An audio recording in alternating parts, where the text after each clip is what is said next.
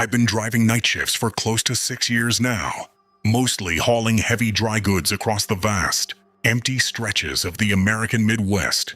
If you've ever driven through western Kansas or Nebraska at 3 in the morning, you already know what it feels like. It's just an endless, suffocating blackness. No city lights, no trees, just infinite cornfields stretching out into the dark, and the hypnotic, steady hum of your own diesel engine. It gets incredibly lonely out there, which is why most long-haul truckers rely heavily on the CB radio just to hear a human voice and keep themselves from falling asleep at the wheel. It was a miserable, rainy Tuesday night on Interstate 70. The rain wasn't a heavy downpour, but a thick, freezing mist that coated the windshield, forcing my wipers into a slow, rhythmic drag. The road was completely dead. I hadn't seen another pair of headlights in over 40 miles. I was pushing through a heavy wave of drowsiness, my knuckles turning white as I gripped the steering wheel, trying to force myself to stay focused. Suddenly, the static on my CB radio crackled to life, breaking the heavy silence inside the cabin.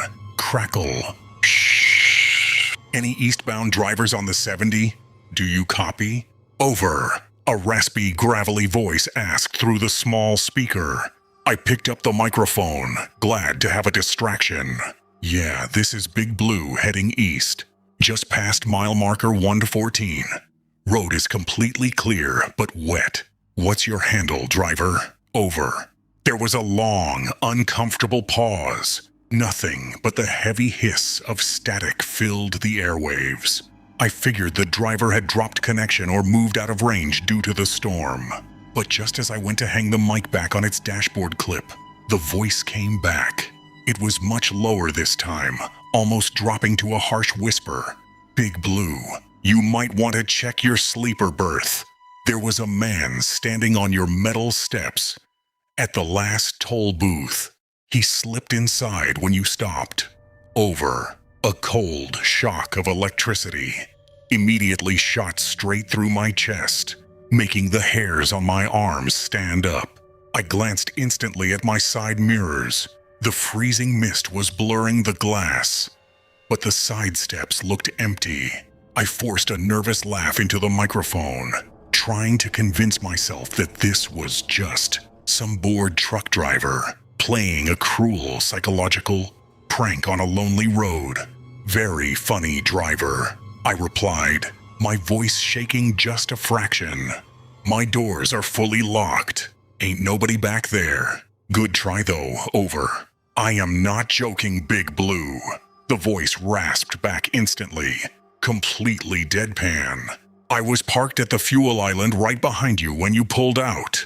I watched him.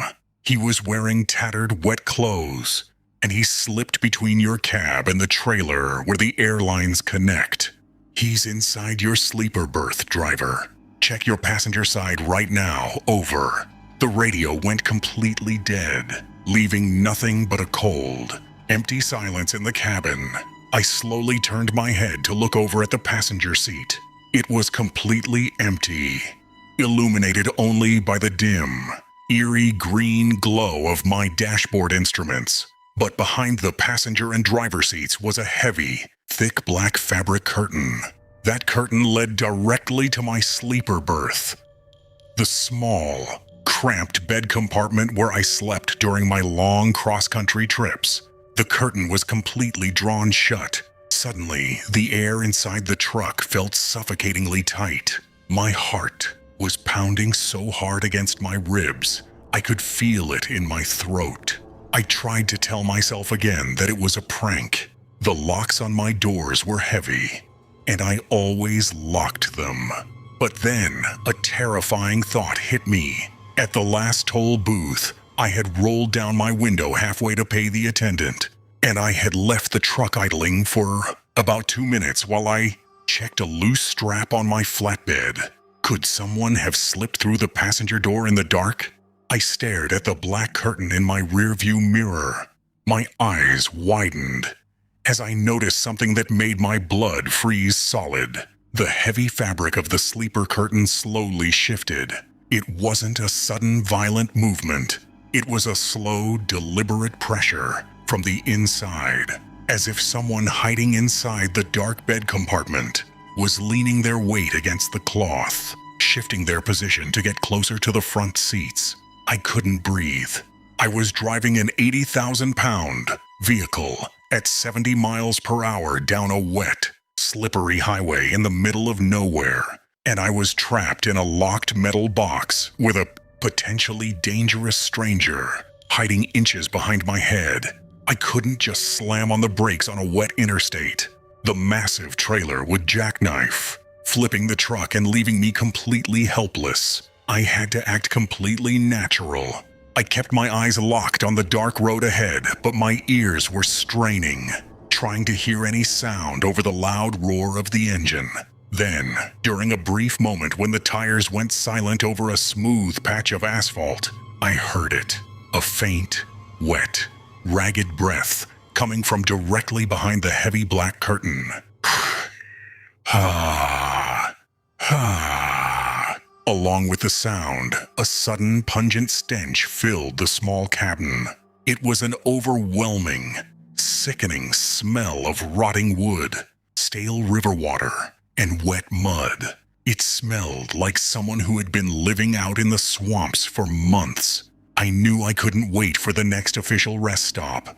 According to my GPS, that was at least 20 miles away. I would be dead by then if whoever was back there decided to move. But I remembered seeing a small gravel turnout used by highway patrol cars about a half-mile ahead. I flipped my turn signal, pretending I was just changing lanes or pulling over for a routine check. As the truck slowed down, rolling onto the gravel shoulder at about 10 miles per hour, I didn't even bother to set the parking brakes fully. The moment the tires touched the dirt, I jammed the transmission into neutral, unlocked my driver's side door, and threw myself out into the pouring rain. I hit the wet gravel hard, scraping my arms and rolling over twice into the mud. But my adrenaline was pumping so hard, I scrambled to my feet instantly. I pulled a heavy tactical pocket knife from my jeans, backing away from the idling truck into the dark, towering cornfields that lined the highway. Under the bright orange glow of my truck's cabin lights, I watched the passenger side door slowly click open from the inside. A man stepped out onto the metal running board. In the light, I could see he was remarkably thin, his ribs practically pushing through his tattered, mud-soaked clothes. He had no shoes on, and his feet were caked in thick, dark earth. But the most terrifying, unforgettable part of his appearance was his face. He had a massive, unblinking smile stretched across his mouth. A smile so unnaturally wide it looked structurally impossible, as if his cheeks had been physically torn back.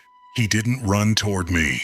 He didn't try to attack. He just stood on the steps of my idling truck, completely drenched in the freezing rain, staring directly at me out in the dark field. He slowly raised a single, emaciated hand, his long, dirty fingernails catching the dashboard light, and gave me a slow, mocking wave.